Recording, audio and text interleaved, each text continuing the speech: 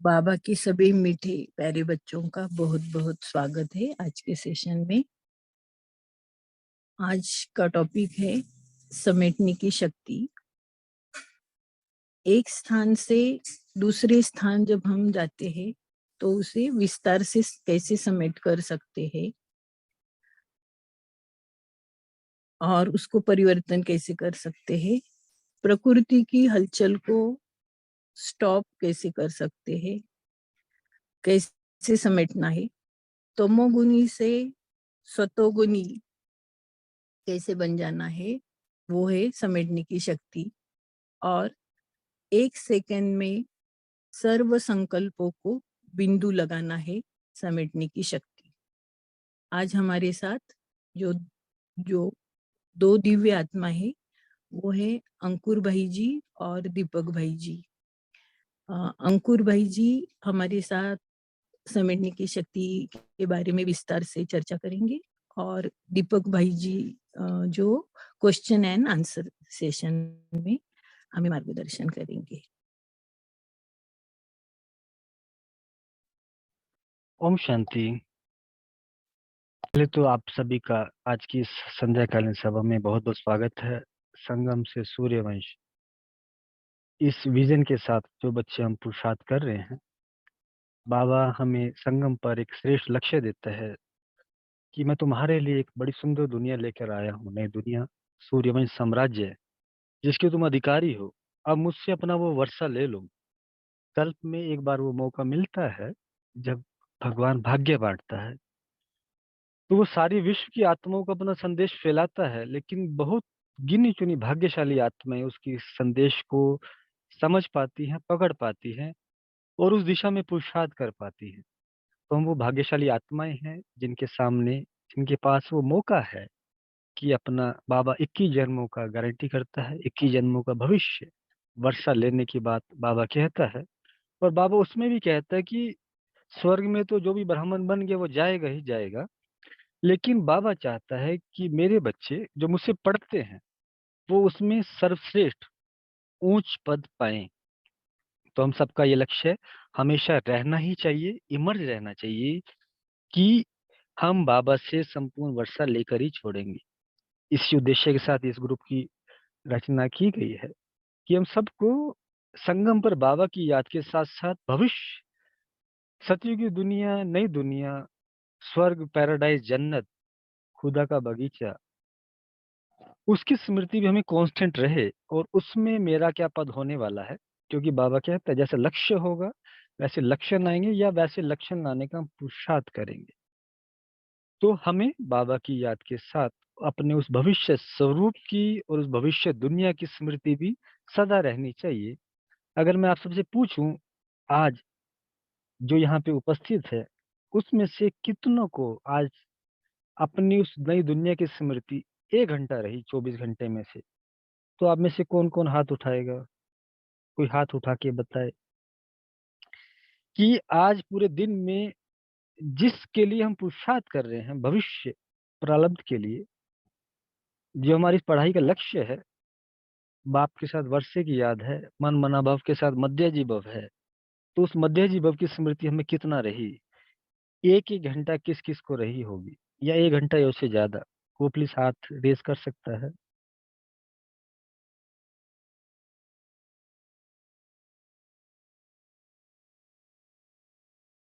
एक आए अभी तो, भारती जी आए। दो, 1 घंटे से अधिक वाले, सुनीता जी। धीरे धीरे आ रहे हैं। अगर मैं कहूँ कि किसी को 1 घंटा चलो ज्यादा लग रहा है, आधा घंटा या 10 मिनट, 10 मिनट से ज्यादा किस किस को रही होगी? बहुत अच्छा। तो इसमें काफी भाई बहनें हाथ उठा रहे हैं कि हमें कुछ स्मृति तो रहती है, क्योंकि ये स्मृति बाबा बार बार मुरली के आधार से हमें करवाता है। क्योंकि संगम पर हम इस पुरानी दुनिया में रह रहे हैं, क्योंकि इतनी परिस्थिति हमारे सामने चारों तरफ होती हैं, मन के अंदर की भी, घर परिवार की भी, बाहर के संसार से भी जो बातें आती हैं, अनएक्सपेक्टेड बातें आती हैं, तो उसमें हम इतना इन्वॉल्व हो जाते हैं, तो बुद्धि उससे बाहर निकल के भविष्य की स्मृति भी इमर्ज कर पाए, ये थोड़ा सा मुश्किल हो जाता है। तो जो जो बच्चे रख पा रहे हैं बाबा के, उनको बहुत बहुत मुबारक है, बहुत बहुत बाबा की तरफ से शुक्रिया है कि वो इस स्मृति के आधार से इस सृष्टि पर नई दुनिया रच रहे होते हैं। क्यों? क्योंकि ब्राह्मणों को संकल्प से या ब्रह्मा के संकल्प से नई सृष्टि रचने का गायन है। परमात्मा शिव की शक्ति ब्रह्मा को प्राप्त है, अर्थात ब्राह्मणों को प्राप्त है कि वो अपनी स्मृति के आधार से नई सृष्टि रचेंगे। तो हम ब्राह्मणों को बाबा की याद के साथ उस नई सृष्टि रचने का संकल्प भी सदा इमर्ज रखना है। तो आज के टॉपिक पे हम आते हैं। आज के टॉपिक, जैसे वर्षा जी ने बताया, समेटने की शक्ति।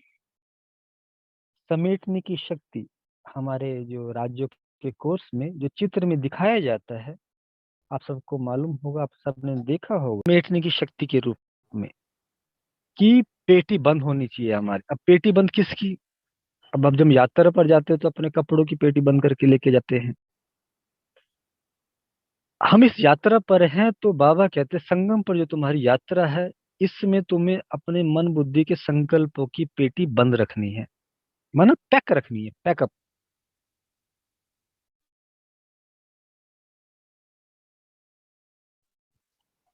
निश्चिंत अवस्था अपनी रखनी है। व्यवहारिक रूप से देखें तो हमारे सामने बातें आती है तो तुरंत हमारे मन में संकल्प चलने शुरू हो जाते हैं कि कैसे होगा, क्या होगा, कौन करेगा, ये ना हो जाए, वो ना हो जाए। ये संकल्प चलते हैं ना। लाइफ में परिस्थिति तो आती रहती है, ऐसे ना हो जाए, वैसे ना हो जाए। तो इन सब से हमारे मन बुद्धि के संकल्प समेटे रहें कि जो होगा अच्छा होगा, अच्छा होगा। ये संभव कैसे है?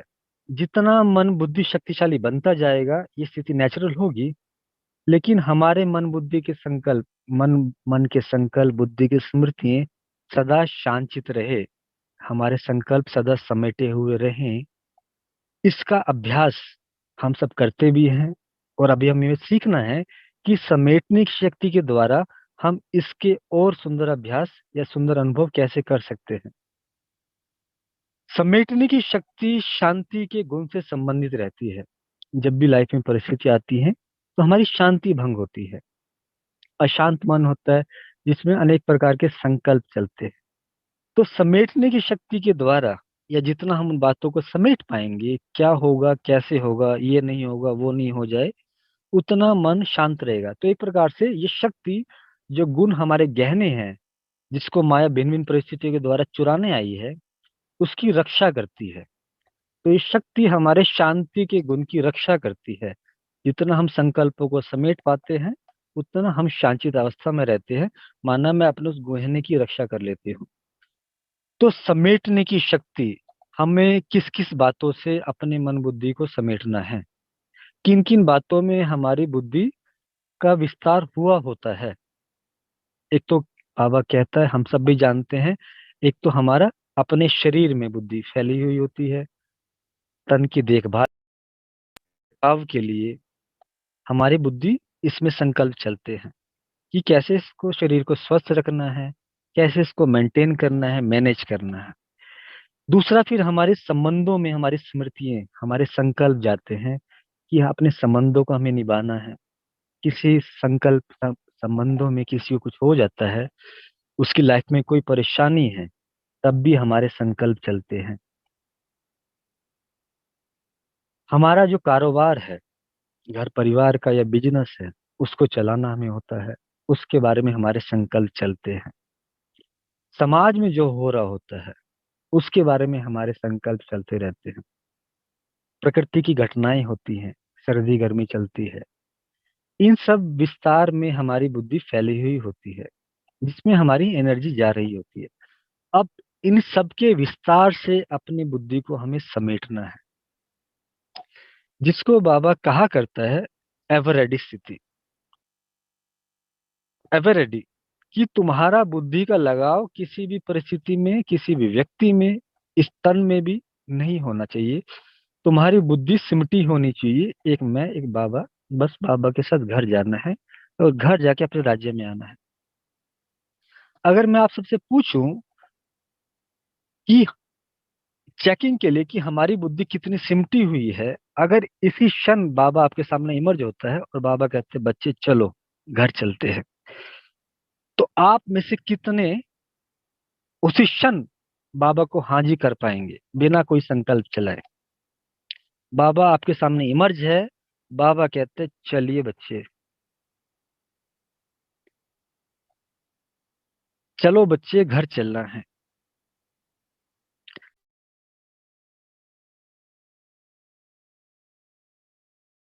बच्चे घर चलना है, कितने हाथ उठा पाएंगे? 5-7 ने हाथ उठा दिया, बहुत हिम्मती।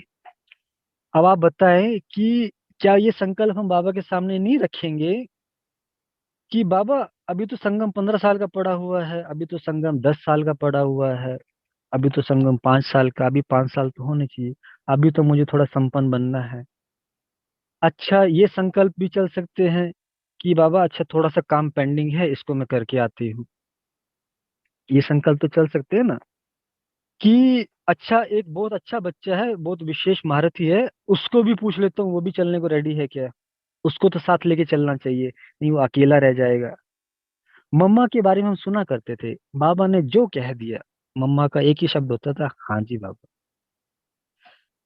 तो अभी तो बहुत मुबारक है जिन्होंने हाथ खड़ा किया, लेकिन अपनी चेकिंग बहुत गहराई से करें और इसको बीच बीच में प्रैक्टिस करें कि हमारी बुद्धि कितनी सिमटी हुई है। इस बात से हमें अभ्यास हो जाएगा कि आप कुछ भी कर रहे हो, खाना बना रहे हो, बच्चों को पढ़ा रहे हो, कहीं जा रहे हो, उसी सेकंड बाबा आपके सामने इमर्ज होता है, कहे बच्चे चलो, तो क्या मैं बाबा कहूंगा कि बाबा बस थोड़ी देर रुकिए मैं चलती हूँ, थोड़ा सा काम रह गया, उसी सेकंड हाँ जी करना। अगर हम उसी सेकंड हाँ जी कह पाते हैं, तब कहेंगे हमारे बुद्धि बिल्कुल हर प्रकार की चीजों से सिमटी हुई है। हम सोचते हैं आसान है, लेकिन थोड़ा इसके बारे में गहराई से चिंतन करेंगे इंडिविजुअली हम सब, क्योंकि बाबा की मुरली में आता है, जिसको बाबा एक बल एक भरोसे की बात बोलता है, एक बल एक भरोसा कुछ भी हो जाए, एक बल एक भरोसा, इसमें अंत में केवल अष्टरत्न पास होंगे। बाबा कहते हैं ना, अंत काल में ये भी संकल्प नहीं होना चाहिए कि क्या रह गया ये तो देख लूं, वो बच गया ये तो देख लूं, मैं कहाँ हूँ कहाँ जाना है। सबसे बुद्धि सिमटी, बहुत चेक करना है कि मेरे पेटी सदा बंद रहे, संकल्पों की पेटी निश्चिंत अवस्था रहे। तो इसका बहुत सुंदर अभ्यास करना है, डिटैचमेंट की अवस्था है ये। कमल पुष्प आसनधारी हम सब ब्राह्मण हैं, कमल पुष्प दुनिया में रहते न्यारा रहता है। तो ये वो सुंदर अवस्था है जिसका हमें बहुत सुंदर अभ्यास करना है। हमें लगता है कि हम डिटैच हैं, एक बाबा दूसरा न कोई, लेकिन भिन्न भिन्न परिस्थितियों में चेक करना है कि अगर फोन आ जाए किसी के संबंधी का, उसकी तबीयत खराब हो गई है, उसको कुछ घटना हो गई है, क्या मेरे संकल्प चलेंगे नहीं चलेंगे? चलते हैं।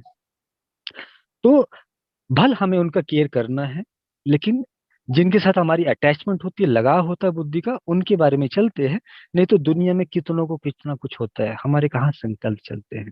तो हमें बाबा से अपने सर्व संबंध जोड़ने हैं, इसका हमें बहुत सुंदर अभ्यास करना है। तो ये समेटने की शक्ति माना हर समय हर परिस्थिति में हमारे संकल्प समेटे हुए रहें, हम रेडी रहें, एवर रेडी, कि बाबा कहे बच्चे चलो, किसी भी क्षण हम कहें हाँ जी बाबा चलिए। वो बच्चे रहेंगे वीजा माला में आने वाले, क्योंकि जिन परिस्थितियों में बाबा कहेंगे चलें, वो थोड़ी ऐसी होंगी। आप सोच के देखिए कि आप कहीं पे भाषण कर रहे हैं, चारों तरफ तालियां बज रही हैं, उसी क्षण बाबा इमर्ज होता है आपके सामने, बच्चे चलें, क्या कहोगे? क्या कहोगे? तो हमें ना अपनी निंदा का हमें कोई प्रभाव पड़ना हो, ना स्तुति का हम पे कोई प्रभाव पड़ रहा हो, मान का, अपमान का, इतने तक हमारी बुद्धि डिटैच हो, बुद्धि सिमटी हुई हो, तब हम बाबा के साथ हर परिस्थिति में हाँ जी कर पाएंगे, हम एवर रेडी रह पाएंगे। तो इसके हम बहुत सुंदर अभ्यास करने हैं। समेटने की शक्ति का बाबा से जब हम योग करते हैं, इसका विकास करना है और बीच बीच में इसके कुछ एक्सपेरिमेंट करते रहना है। समेटने की शक्ति साक्षी दृष्टा की अनुभूति कराती है। साक्षी दृष्टा स्थिति क्या है कि जब मैं सब कुछ देख रहा हूँ, सब कुछ जान रहा हूँ, लेकिन मेरा किसी के बारे में भी संकल्प नहीं चल रहा, जो शिव बाबा की स्थिति रहती है। वही सृष्टि में जो कुछ हो रहा है सब कुछ जानता है, देख रहा है, लेकिन उसका एक संकल्प भी नहीं चलता। ये क्यों हो रहा है, आगे क्या होगा, कैसे होगा। बाबा ड्रामा के ऊपर निश्चिंत रहता है कि ड्रामा अनुसार जो हो रहा है एक्यूरेट हो रहा है, कल्याणकारी है। तो जो होना है, जो कल पहले हुआ था वही अब हो रहा है, और जो आगे होगा वो भी कल पहले हुआ था। तो बाबा इस प्रकार से बिल्कुल निश्चिंत रहता है, सदा बिंदु स्थिति में रहता है। तो बाबा हमारी भी स्थिति बनाना चाहता है। तो समेटने की शक्ति लाइफ के लिए बहुत इंपॉर्टेंट है। और आज के समय में जहाँ पे चारों तरफ परिस्थितियां हैं, हर पल संकल्प चलते हैं कि कल क्या होगा। गवर्नमेंट की पॉलिसीज बदलती है, दुनिया में कितनी दुर्घटनाएं होती हैं, परिस्थिति चलती कि मेरा क्या होगा, किसी संबंधी का क्या होगा। इन सबसे बुद्धि समेटी हुई हमारी होनी चाहिए। तो ये समेटने शक्ति डेली लाइफ के लिए एक बहुत बहुत इम्पोर्टेंट आवश्यकता है, जिसका हमें बाबा से अभ्यास करके इसको बढ़ाना है। इसकी कुछ एक दो अनुभव या एक्सपेरिमेंट या कुछ बाबा ने अनुभव कराया वो आपके सामने रखना चाहते हैं। क्योंकि बाबा समय प्रति समय कुछ कुछ अनुभूति कराता है जो हमारी क्षमता से कहीं अधिक होती है उस समय के लिए। लेकिन बाबा हमें एक बार वो सैंपल दिखा देता है कि अब अभ्यास करो, इस तक तुम्हें पहुंचना है। तो इसी समेटने शक्ति से संबंधित एक हमारा अनुभव रहा। एक बार हम किसी स्थान पर मुरली सुन रहे थे। मुरली सुनने से पहले जो योग चलता है, तो उसमें हमने समेटने शक्ति को इमर्ज किया कि मेरे मन बुद्धि में से या आत्मा से समेटने शक्ति इमर्ज हो। तो समेटने शक्ति इमर्ज हुई तो इतना सुंदर अनुभव हुआ कि जैसे मैं बिल्कुल उस सीन से, सामने जो सीन चला उससे बिल्कुल साक्षी हो गया। स्टेज पे उस समय मुरली चल रही थी, लेकिन मुझे ऐसा लगा कि जैसे कोई एक ना, जैसे फिल्म चल रही है, फिल्म में सीन चल रहे हैं। और उस समय इतनी साक्षी दृष्ट स्थिति थी कि अगर वहां पे कोई बड़ी से बड़ी बात भी हो जाती तब भी मेरा एक संकल्प नहीं चलता। वो अवस्था कुछ ही समय रही थी, लेकिन बाबा ने अनुभव कराया कि समेटने की शक्ति साक्षी दृष्टा स्थिति है। वो स्थिति कि जैसे बाबा बोलता है ये खेल चल रहा है, ड्रामा चल रहा है, जिसमें तुम एक्टर हो, तुम्हें अपना पार्ट प्ले करना है, बाकियों से तुम्हें साक्षी रहना है। तो वो उस समय ऐसी स्थिति थी कि मुरली सुन चल रही है, लेकिन ऐसे चल रहा है कि वैसे एक साइड एक फिल्म का कोई सीन चल रहा है। तो इतनी डिटैचमेंट थी उस स्थिति में कि कुछ भी हो जाता वहां पे, हमारा एक भी संकल्प नहीं चलना था। इतनी डिटैच अवस्था उसमें हमें फील हो रही थी। तो ये समेटने शक्ति का बाबा ने एक सुंदर अनुभूति कराई। उस प्रकार की बिल्कुल संपूर्ण डिटैच अवस्था या बिल्कुल उस प्रकार का बाद में तो नहीं हो पाया, लेकिन भिन्न भिन्न एक्सपेरिमेंट हम इसके करते रहते हैं। जैसे साक्षी की बात पूछा कि साक्षी मीन्स, जैसे हम कोई फिल्म देखते हैं, सीन चल रहा है सामने, लेकिन मैं उससे डिटैच हूँ, मैं उसमें इन्वॉल्व नहीं हूँ। हम लाइफ की घटनाओं में इन्वॉल्व हो जाते हैं, उसका पार्ट बन जाते हैं। साक्षी मीन्स सीन सामने है, मैं उससे डिटैच हूँ, उसमें इन्वॉल्वमेंट नहीं ले रही हूँ, मैं अपनी एनर्जी को उसमें नहीं डाल रहा हूँ, उससे मेरा कोई लगाव नहीं है। जो भी हो जाए उस सीन में, अच्छा हो जाए या बुरा हो जाए, it's a part of game. एक एक स्टोरी चल रही है, उससे मैं डिटैच रहती हूँ। तो ये साक्षी अवस्था जो बाबा हमेशा रख रहता ही है कि उसे पता है ड्रामा चल रहा है।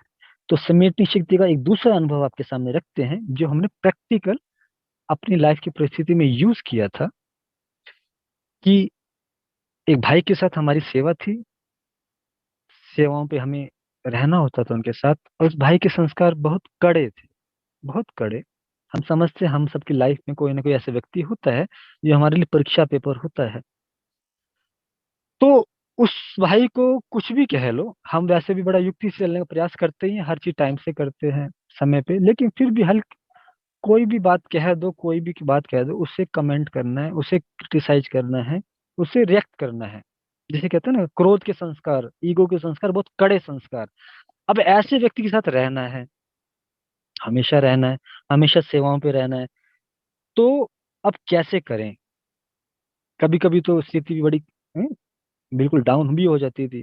तब एक अभ्यास हमने बड़ा सुंदर किया था कि समय हम बाबा ही टचिंग कराते हैं कि किस परिस्थिति में क्या करना है, क्या एक्सपेरिमेंट करना है। व्यवहारिक रूप से तो बिल्कुल अपने संस्कारों को हमें इजी बना के चलना ही है, कभी रिएक्टिव नहीं होना, हमें हमें उनकी बात का जवाब नहीं देना ज्यादा, बस अपनी बात रखनी है।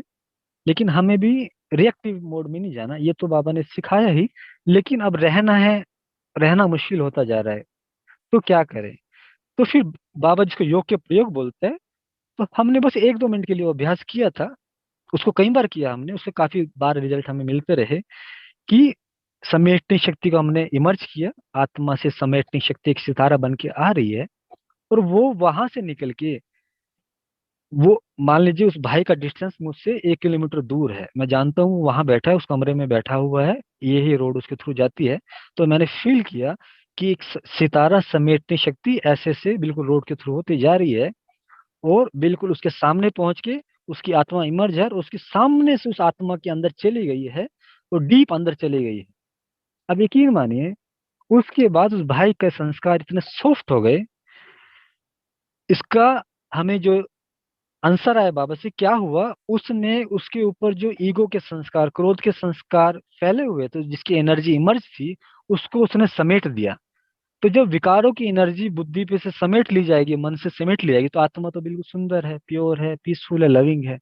तो उस भाई का व्यवहार ना केवल हमारे प्रति, जनरल रूप से भी बड़ा मीठा हो गया, बड़ा मुस्कुरा के हर एक से बात करने लगा। लेकिन ये अवस्था उसकी 4-5 दिन ही रही। धीरे धीरे उस शक्ति का प्रभाव, क्योंकि ऐसा नहीं कि सदा काल के लिए रहेगा, हमारी आत्मा की शक्ति के आधार से भी उसका प्रभाव रहता है। और साथ साथ उस आत्मा के संस्कार क्योंकि कड़े हैं, तो वो संस्कार धीरे धीरे फिर इमर्ज होना शुरू हो गए, और 4-5 दिन के बाद उसका असर खत्म हो गया, फिर से वो अपने पहले संस्कारों में था। तो वो चेकिंग हमारी भी साथ साथ चलती रही कि अब इसका प्रभाव खत्म होता जा रहा है। तो उसके बाद कुछ दिनों बाद फिर हम उसका प्रयोग करते थे, समेटनी शक्ति उसी प्रकार से। तो उसका फिर से मेजोरिटी समय वैसे सुंदर रिजल्ट आता था कि 2-3 दिन के लिए भाई का व्यवहार बड़ा सुंदर हो जाता था। तब जो छोटी छोटी बातों के लिए वो रिएक्टिव होता था, तब किसी भी बात के लिए वो मुस्कुरा के जवाब देता था। तो ये प्रैक्टिकल लाइफ के लिए जो हर एक की लाइफ में परिस्थिति होती ही होंगी, कि ना केवल मैं समेटने शक्ति के आधार से अपने मन बुद्धि के संकल्पों को समेट सकता हूँ, लेकिन मैं सामने वाले के ऊपर भी इसका प्रभाव डाल सकता हूँ, अपनी लाइफ को इजी बना सकता हूँ।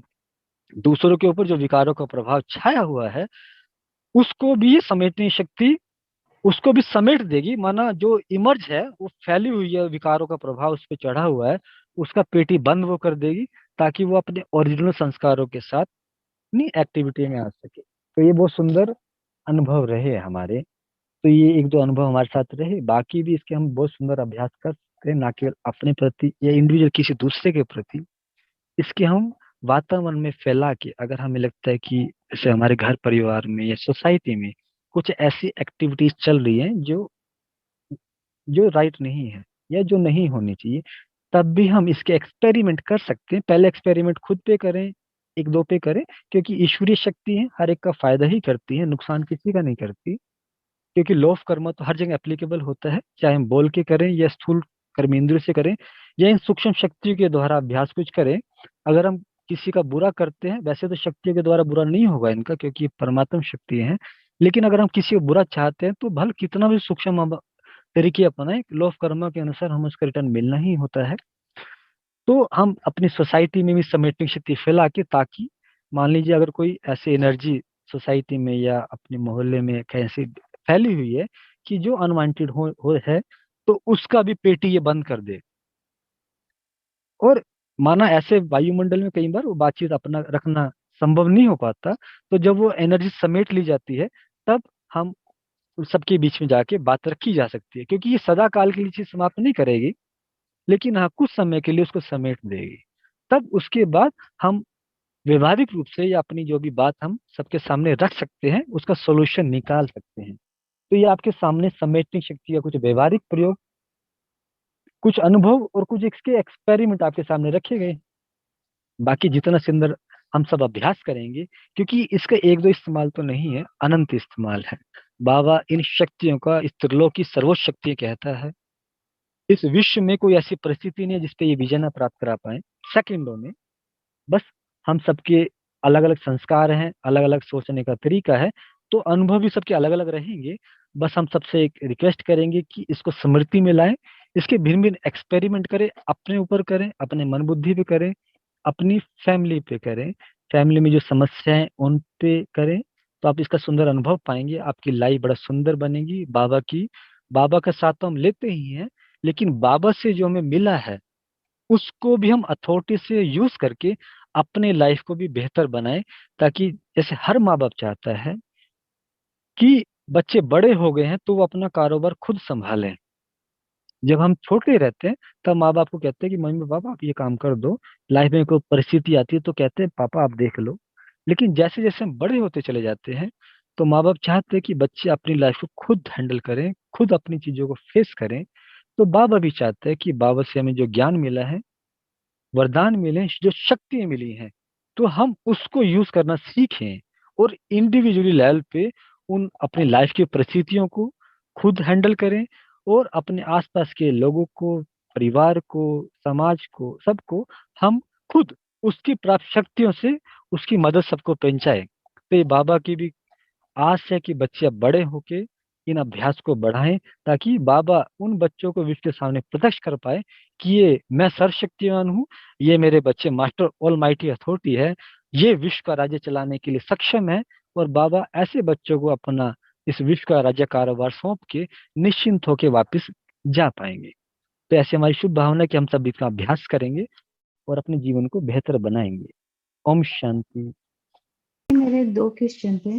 पहला क्वेश्चन ये था कि जैसे आपने समेटने की शक्ति का प्रयोग बताया, तो उसमें मुझे ये डाउट था, मुझे पता नहीं क्या सही है क्या गलत। मैं आपसे राय चाहती हूँ, बाबा से आपकी राय जानना चाहती थी कि पहली तो ये कि जैसे आपने इसमें खुद का यूज करा, तो मतलब इसमें तो हमें तो मतलब मुझे ये पता है कि मतलब ये ज्ञान के थ्रू ये पता चला कि हमें संगम युग पे बाबा को हर पल कंबाइंड रखना है। तो यदि मैंने स्वयं का करा तो कहीं मुझे डर है कि ये तो मेरा अभिमान नहीं आ जाए कि ये कार्य मैंने करा है। तो क्या इसमें हम बाबा को कंबाइंड रख सकते थे? और दूसरा क्वेश्चन ये है कि जैसे आपने दूसरा प्रयोग बताया, तो उसमें तो वो हो गया अपना हिसाब किताब बनाना, हमें समेटना है, हमें तो उससे संबंध को खत्म करना है ना, मतलब हिसाब क्लियर करना है। तो वो चीज होनी चाहिए। जैसे समेटने में तो ये कि हमें बाबा से कनेक्ट करना था डायरेक्ट, बस अब कि वही समेट लिया, अब चलना है, घर चलना है। तो एक तो होता है ना कि हिसाब किताब क्लियर करे कि हाँ खत्म हो, और ये तो मतलब अपना बना रहे हैं कि भाई हाँ सुख दुख लेने वाला। तो ये 2 डाउट थे मेरे। आपने बहुत जानवन क्वेश्चन पूछा कि पहला तो ये आपने कहा ना कि बाबा से कंबाइंड हम रहते हैं कि हमें ये अभिमान ना आ जाए। नहीं, आपने बिल्कुल सही कहा कि अभिमान आ सकता है, और ये जैसे जैसे आत्मा कुछ मीनिंगफुल करने लगती है या संसार में कुछ सक्सेसफुल होती है, या जब हम ज्ञान भी अच्छा सुना लेते हैं किसी को, तब भी अभिमान आ जाता है। इसीलिए पहले अपने यज्ञ में एक चीज हुआ करती थी जी की, बाबा त्याग तपस्या सेवा की बात बोला करता है। जब हम सेवाओं पे जाते हैं तो सेवाओं का अभिमान आ जाता है, या इस प्रकार के प्रयोग का अभिमान आ सकता है। तो उसके बाद फिर बाबा या यज्ञ में तुरंत उसके बाद भी कुछ तपस्याएं की जाती थी कि ताकि हम उस अभिमान से मुक्त हो जाएं।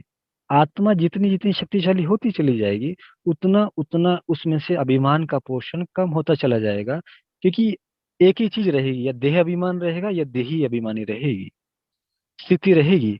तो आत्मा जितनी जितनी एम्पावर बाबा की याद से बनती चली जाएगी, उसमें से फिर नेचुरली, ना तो जैसे सत्युग की बात हम करते हैं, सत्युग में जो विश्व महाराजा होगा, विश्व पर राज्य करता होगा, लेकिन उसको उसका बिल्कुल अभिमान नहीं होगा। बल वो विश्व का महाराजा कहलाता है, लेकिन उसको अभिमान है, क्योंकि आत्मा संपूर्ण पावन है, अपनी संपूर्ण स्थिति में है, और आत्मा में ये ईगो नहीं होता है, ये बॉडी कॉन्शियसनेस से आता है। तो अपने बाबा से हमें कंबाइंड रहना, बाबा से कंबाइंड का मतलब है कि बाबा की शक्ति मेरे में निरंतर प्रवाहित होती रहे। आप लौकिक के हिसाब से भी देखें कि आपका बच्चा है या आप किसी के बच्चे हैं, जब हम छोटे होते हैं तो कोई भी बात है तो कुछ सामने से कोई आ रहा है तो हम उसके पीछे छुप जाते हैं, अपने मम्मी पापा के पीछे छुप जाते हैं। लेकिन जैसे जैसे जैसे बड़े होते हैं तो वो भी चाहेगा कि आप फेस करें। हाँ, लेकिन उसके बाद जो ईगो आता है उसको हमें फिर योग के द्वारा अपनी ताकत को बढ़ाते चले जाए, आत्मिक शक्ति, तो उसका हमें अभिमान धीरे धीरे शुरू में आएगा, लेकिन उसके चिंतन के द्वारा कि बाबा, मैं तो इंस्ट्रूमेंट था, बाबा ने मुझसे करा, या बाबा की दी हुई चीज है, मैं बाबा की दी हुई चीज यूज कर रही हूँ, इसके बारे में मम्मा का एक शब्द आपके सामने रखना चाहेंगे कि जैसे दुनिया में कहा जाता है कि जो कुछ मिला प्रभु प्रसाद है, तो मम्मा कहा करती थी, जब मम्मा की सब तारीफ करा करते थे कि मम्मा आप तो ज्ञान की देवी है, तो मम्मा कहा करती पिता प्रसाद है, कि ये तो पिता का प्रसाद है। तो अपनी स्मृतियों में अभिमान ना आए, इसके लिए हमें स्मृति कांस्टेंट रखनी पड़ती है कि पिता का प्रसाद है। मैं तो केवल पिता से जो हमें परम पिता से प्रसाद मिला हुआ है उसको दूसरों से बांट रही हूँ। तो इस स्मृति हमें ईगो नहीं लाने देगी। दूसरा जो आपने कहा कि हमें तो उस चीज को, जो हमारा सामने कार्मिक अकाउंट है, उसको फेस करना है। देखिए, इसको सूक्ष्म रीति से लेके चलना पड़ेगा। हम बीमार होते हैं तो क्या हम उसका इलाज नहीं करते हैं? सारे इलाज करते हैं ना, नहीं तो हमें उसको भोगते रहना चाहिए। हम क्यों उसका इलाज करते हैं? हमारी लाइफ में कोई कार्मिक अकाउंट आता है, तन का आए, धन का आए, जन का आए। अब हमें बुद्धि मिली है कि ये लाइफ में आ गई बात, सामने आ गया, अब इसको चुकतू करना है। बाबा दो शब्द बोला करता है, या तो भोग के चुकतू करो या योग के चुकतू करो। या तो हम कुड़ते रहें, सहन कर चुपचाप बस अपने में दबते रहें, उस बात को लेते रहें, या बाबा से जो हमें प्राप्त है उसके द्वारा उस चीज को सोल्व आउट करें। तो इस परिस्थिति में हमारा कार्मिक अकाउंट बनता नहीं है, सेटल होता है। इसमें हमने योग के द्वारा एक एक ही, जब हम आजकल योग करा करते हैं, लाइफ में घटना आती है, हम 21 दिन की योग भट्टी रखते हैं, तब भी तो हम उस कार्मिक अकाउंट को चुकचू करने के लिए तो कर रहे हैं ना, कि वो नेगेटिव एनर्जी मेरी लाइफ में आ रही है। अब परमात्मा याद से या परमात्मा से प्राप्त चीज के द्वारा मैं पॉजिटिव एनर्जी उसकी तरफ भेज रही हूँ, और इससे ताकि वो कार्मिक अकाउंट सेटल हो जाए। तो इसके द्वारा कार्मिक अकाउंट बनते नहीं है, सेटल होते हैं, और बहुत जल्दी सेटल हो जाते हैं। क्योंकि जब तक कार्मिक अकाउंट रहेंगे हम आगे नहीं बढ़ सकते। जैसे तन जब तक बीमार है, मन बुद्धि डिफेक्ट रहेगा ना, तो हम चाहते हैं कि तन जल्द से जल्द ठीक हो, ताकि मन हमारा, ब्रेन हमारा अच्छी तरह काम कर पाए, हम और कुछ मीनिंगफुल एक्ट कर पाए। तो इससे कार्मिक अकाउंट बनता नहीं है, कार्मिक अकाउंट चुप्त होते हैं। ये योग के तरीके जो बाबा हमें सिखाता है। और दूसरा, ईगो ना आए उसके लिए हमें पिता प्रसाद समझ के हर चीज को लेना पड़ेगा। ठीक। शांति भाई जी। ओम शांति। भाई जी, मेरा ये क्वेश्चन है, जैसे कि आपने बताया समेटने की शक्ति की, हम जैसे दूसरे पर उसका प्रयोग करते हैं समेटने की शक्ति का, तो फिर उसका असर मतलब कुछ दिनों तक रहता है, मतलब हमेशा के लिए रखने के लिए, ताकि उसको मतलब उसे कि वे सारे संस्कार परिवर्तन हो जाए हमेशा के लिए, तो उसके लिए हमें क्या करना होगा? देखिए, संस्कार परिवर्तन के लिए तो आत्मा का खुद ही पुरुषार्थ करना पड़ेगा। इसमें हम मदद नहीं कर सकते। बाबा कहता है ना कि हम दूसरे वाली आत्मा को सहयोग दे सकते हैं। जैसे कोई लंगड़ा है तो उसको हम एक चलाने में उसको सहयोगी बन सकते हैं, लेकिन चलना तो उसे खुद ही पड़ेगा। तो कंप्लीट तो कभी भी समाप्त नहीं कर पाएंगे दूसरे का, उसके लिए उसे खुद भी पुरुषार्थ करना पड़ेगा, और कोई तरीका नहीं है। मदद दी जा सकती है, लेकिन उसको अपनी लाइफ को बेटर तो खुद ही बनाना पड़ेगा, उसे योग खुद ही करना पड़ेगा। आप उसको इंस्पायर कर सकते हो, कुछ शुभ वाइब्रेशन दे के उसको सहयोग दे सकते हो, लेकिन सदा काल के लिए तो उसे खुद ही करना पड़ेगा जी। इसका कोई सोल्यूशन नहीं है। बाबा भी कहते हैं ना कि अरे योग तो तुम्हें करना पड़ेगा, मैं तुम्हारे लिए योग करूँ क्या? मैं योग करूंगा तो मुझे मिलेगा, तुम योग करोगे तुम्हें मिलेगा। तो हम उसको सहयोग दे सकते हैं, लेकिन अल्टीमेटली तो उन्हें खुद ही करना पड़ेगा। जी भाई जी। और भाई जी, मैंने ये और पूछना था, जैसे धैर्यता का, अगर हम जैसे किसी के अंदर धैर्यता नहीं होती है, तो फिर उसके लिए हमें कौन सी शक्ति का यूज करना पड़ेगा? देखिए, धैर्यता, धैर्यता। धैर्यता एक गुण है। धैर्यता एक बहुत सुंदर गुण है कि जिसमें हम पेशेंस रखते हैं अपने साथ। कि लाइफ में जो आजकल क्या है ना, अधैर्यता आ गया, धैर्यता खत्म होती जा रही है, कि हम इंस्टेंट सब कुछ चाहते हैं। आजकल हम किसी को व्हाट्सएप मैसेज भेजते हैं या ईमेल भेजते हैं तो हम तुरंत हम व्हाट्सएप पे देखते हैं उसने देखा नहीं अब तक, 5 मिनट से देखा नहीं है, 10 मिनट हो गए देखा नहीं है। जबकि पहले चिट्ठियां भेजा करते थे, हफ्ते बाद रिजल्ट, उसका रिटर्न आता था, जवाब आता था। आजकल धैर्यता खत्म होती जा रही है, संकल्प बहुत फटाफट चलते हैं, तुरंत रिजल्ट चाहते हैं। तो इसके लिए शांति का गुण और शक्ति, ये गुण से संबंधित है, जिसमें शांति का गुण रहता है और शक्ति का गुण। शक्ति मीन्स कॉन्फिडेंट। धैर्य लाने के लिए कॉन्फिडेंस चाहिए कि जो होगा अच्छा होगा, चीजें अपने आप सोल्व आउट हो जाएंगी, ठीक हो जाएंगी। तो इसके लिए शक्ति गुण चाहिए, और शांति मन को स्थिर रखती है। तो उस आत्मा को, देखिए, धैर्यता बढ़ाने के लिए कुछ मेडिटेशन टेक्निक तो अपनानी पड़ेंगी, या अपने मन को शांत करने के तरीके उसे सीखने पड़ेंगे।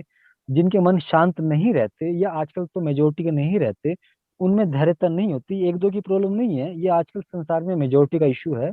और क्योंकि हमारी लाइफ में जो चीजें आती जा रही है, फास्ट फूड आता जा रहा है, मोबाइल्स आते जा रहे हैं, हर चीज जो आती जा रही है ना, इंस्टेंट रिजल्ट की बात है, इंस्टेंट चाहिए हर चीजें। तो धैर्यता हम सबकी कम होती जा रही है। तो इसको बढ़ाने के लिए एक तो इन चीजों का यूज कम से कम करना पड़ेगा। आजकल जो फिल्म्स देखी जाती हैं या जो मोबाइल का टू मच यूज है, वो धैर्यवत रह पाए, ये थोड़ा मुश्किल हो जाएगा। क्योंकि अगर वो बाबा के ज्ञान में नहीं है तो दूसरी चीजें वो देखते ही होंगे ऑब्वियसली है। तो फिर मन की ताकत कम होती है, तो कमजोर मन धैर्यवत नहीं रह सकता। तो उन्हें कुछ ना कुछ मेडिटेशन टेक्निक तो अपनानी पड़ेंगी। कुछ अगर वो सुबह उठ के कुछ मिनट योग कर ले या कुछ स्पिरिचुअल बुक स्टडी कर ले, तब उसके अंदर शांति की स्थिति बढ़ेगी और वो अपनी परिस्थितियों में धैर्यवत रह पाएगा। बाकी आप उनके प्रति शुभ भावना रख सकते हैं, उनको शांति का सकाश दे सकते हैं, और ये समेटने शक्ति का भी आप अभ्यास कर सकते हैं कि उनके अंदर जो इम्पेशंस इम्पेशंस है ना, जी हबड़ भाई जी। तबड़ सी है, वो ताकि समेट ली जाए। या सामान्य शक्ति का इसका भी अभ्यास कर सकते हैं कि उनके ऊपर जो एनर्जी है, आप उसको उसमें समा लें, ताकि वो उनका मन बुद्धि क्लीन हो जाए। तो आप शुभ भावना को उनको सहयोग दें। बाकी तो कुछ उनको अपनी लाइफ के दिनचर्या को बेटर करना ही पड़ेगा। अर्ली मॉर्निंग उठना और रात को टाइम से सोना, जो आज के समाज की बहुत बड़ी समस्या बन चुकी है, लेट तक जागना और लेट उठना। तो ऐसे दिनचर्या वाले के लिए ये धैर्यवत रहना बहुत मुश्किल हो जाता है, और आज के समय की कॉमन समस्या है। इसके लिए लाइफस्टाइल को बेहतर करना ही पड़ेगा जी। बाकी उनके प्रति बाबा से योग करिए, शुभ भावना रखिए, बाबा का उन पे हाथ रखवाइए। आप सूक्ष्म में इमर्ज करिए कि बाबा के सामने इमर्ज है, बाबा का हाथ उनके सिर पर है, बाबा की किरणें उनके मस्तिष्क में जा रही है, मन में जा रही है, उनका मन शांत हो जाए। इस प्रकार से आप उनको कुछ सहयोग दे सकते हैं। जी भाई जी। भाई जी मेरा एक क्वेश्चन और है, पूछ सकती हूँ क्या? अभी थैंक यू देखिए, भाई जी। हाँ बाकी सबको भी टाइम टाइम को फिर देखते बाद हुए में हमें पूछेंगे हम और जी। एक क्वेश्चन ले सकते हैं। तो शुक्रिया दीपा भाई। जी, आपका क्वेश्चन आप पूछ सकते हो, और फिर उसके बाद में हम बाबा को याद करेंगे। ओम शांति भाई जी। भाई जी आपने बोला था ना कि हेलो, मुझे आवाज सुनाई दे रही है क्या? हाँ कम है जी हाँ आपकी। बोलिए, आपकी आवाज आ रही है। भाई जी वो आपने बोला था ना कि बाबा का कभी भी बुलावा आ सकता है। तो मेरा मन कहीं में अटका नहीं है, कहीं में भी अटका नहीं है। मैं जब भी बाबा का बुलावा आएगा मैं एवर रेडी हूँ। बस मेरा मन मेरे बच्चों में अटका है, छोटे बच्चे हैं। तो ऐसा होता रहता है कि बाबा मैं मतलब अभी इस दुनिया में कैसे शोषण चल रहा है ना, लड़की है, छोटी लड़कियों को तो खतरा होता है ना। तो ऐसा लगता रहता है मैं नहीं होंगी तो मेरी लड़की का कैसे होगा, क्या होगा, ये टेंशन सताता रहता है। बाबा पे विश्वास है लेकिन पक्का विश्वास नहीं बैठ रहा है, मुझे समझ में नहीं आ रहा है। क्योंकि ना मेरे भी कार्मिक अकाउंट थे, मैं ज्ञान में नहीं थी। तो बचपन से मैंने बहुत झेला है, बहुत झेला है। तो बाबा है तो मुझे क्यों नहीं प्रोटेक्ट किया, मुझे क्यों नहीं सहायता की? अगर मुझे नहीं की तो मेरे बच्ची को कैसे सहायता करेगा? तो मुझे जिंदा रहना, ऐसे ख्यालात आते रहते हैं। तो टेंशन भी होता रहता है। तो मैं एवर रेडी कैसे बनूं? हाँ जी, देखिए दीपा जी जैसे आपने कहा, हर माँ बाप को फिक्र होती है कि बच्चों को क्या होगा मेरे जाने के बाद। लेकिन एक बात हमें ये भी समझनी पड़ेगी कि वो मेरे तो बच्चे हैं ही, लेकिन वो परमात्मा के भी तो बच्चे हैं ना।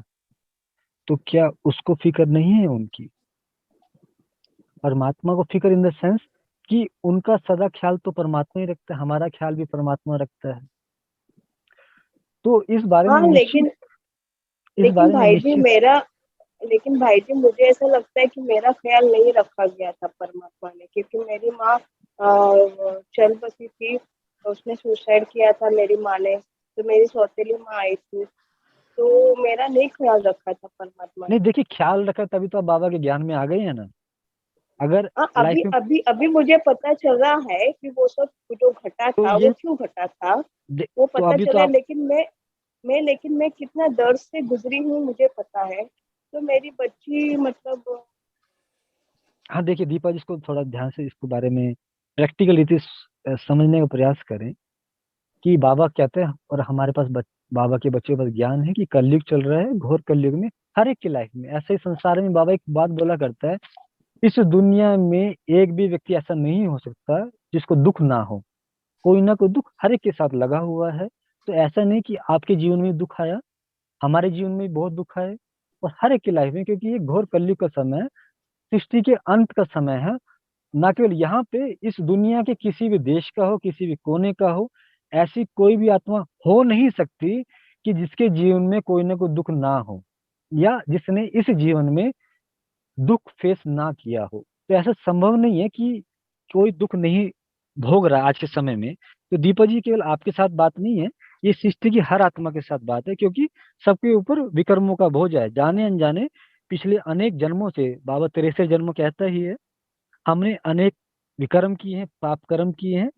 तो लॉ ऑफ कर्मों के अकॉर्डिंग वो भिन्न भिन्न रीति से हमारी लाइफ में हमें हमारे सामने आते हैं, जो जिसके अनुसार हमें दुख फेस करना पड़ता है। किसी में तन की बीमारी आती है, किसी में संबंधों में आता है, लेकिन परमात्मा ख्याल हर एक का रखता है। परमात्मा तभी तो कहता है ना कि दुख में मेरे को याद करोगे। हमने उसको याद किया और वो हमारी लाइफ में आ गया, और आप उसका ख्याल देखिए कि वो आपके लिए स्वर्ग की बादशाही लेकर आया है। अगले 21 जन्म, माना आप तो इस जीवन में आपने 40 50 60 साल देखे होंगे, अगले 2500 साल की वो गारंटी कर रहा है कि तुम दुख का नामो निशान फील तो क्या देखोगे भी नहीं, दुख की कोई घटना देखोगे भी नहीं। दुख तो छोड़ दीजिए, सुख की भी इंतहा देखोगे। जो सुख, ऐश्वर्य, आनंद, प्राप्ति है, जो अपने संकल्पों में, सपनों में भी नहीं सोची होंगी, ऐसी गिफ्ट बाबा आपके लिए लेके आया है। तो बाबा हम सबका बहुत सुंदर ख्याल रखता है, आपका भी रखता है, और आपके बच्चे का भी वही रखेगा, रखता भी वही है। नहीं तो आज के समय में, कलयुग में, जहाँ पे अगले पल का कोई भरोसा नहीं है, अगर आज भी हमारे बच्चे या हम लोग जी पा रहे हैं संतुष्टि से हमारी लाइफ में, फिर भी जो हमारी आवश्यकता प्रमाण सब कुछ है, तो ये प्रूफ है कि भगवान हमारा ख्याल रखता है। हमें उस भगवान पे निश्चय रखना है। देखिए, वो कार्मिक लॉ से बंधा रहता है, वो सृष्टि के लॉ ऑफ कर्मा में इंटरफेयर नहीं करता, लेकिन वो हर एक के लिए बंधा होता है सहयोग देने के लिए, कि जितना मुझको याद करोगे तो मेरे सहयोग तुम अनुभव कर पाओगे। तो हम भगवान को याद करते हैं और उसकी महसूसता अपने जीवन में प्राप्त करते हैं, और आपको तो भगवान मिल चुका है। तो आप निश्चिंत हो जाइए, आपको तो ये वर्तमान जीवन भी और भविष्य भी अति श्रेष्ठ है। और आपके साथ साथ आपके बच्चों, क्योंकि आपका पुण्य कर्म की ब्लेसिंग आपके परिवार वालों को भी निश्चित तौर पर मिलेगी। तो बच्चे हैं जो भी आपके परिवार में हैं, उन सबको भी इसका बहुत सुंदर फायदा मिलेगा। आप अपने बच्चों को बाबा की याद में भोजन बना के खिलाएं, उनको शुभ भावना दें। उनको आप भी जैसे परमात्मा से हम आशीर्वाद मांगते हैं, आप भी अपने बच्चों को सिर पे हाथ रख के आशीर्वाद दिया करें। निर्विघ्न भव, नहीं, दीर्घायु भव, सदा स्वस्थ भव, सदा सुखी भव। तो आप भी ऐसे वरदान, आप भी तो पूज्य आत्मा है ना, तो आप भी ऐसे वरदान अपने बच्चों को दे दिया करिए। इन वरदानों की भी बच्चों को या आत्माओं को बहुत बहुत मदद मिलती है। तो उनकी अपनी शक्ति, साथ साथ आपकी इन ब्लेसिंग्स की शक्ति उनकी लाइफ को सदा निर्विघ्न रखेगी। तो बाबा पे निश्चिंत रखिए, बाबा पे निश्चय रखिए, बाबा की हर बात पे हाजिर करिए। बाबा आपके वर्तमान, भविष्य, साथ साथ आपके सब परिवार का भविष्य श्रेष्ठ बनाने के लिए बंधा हुआ है। ठीक है, तो बिल्कुल निश्चिंत रहिए, सब कुछ अच्छा ही होगा, अच्छे से अच्छा ही होगा, आपका भी और सब परिवार का भी।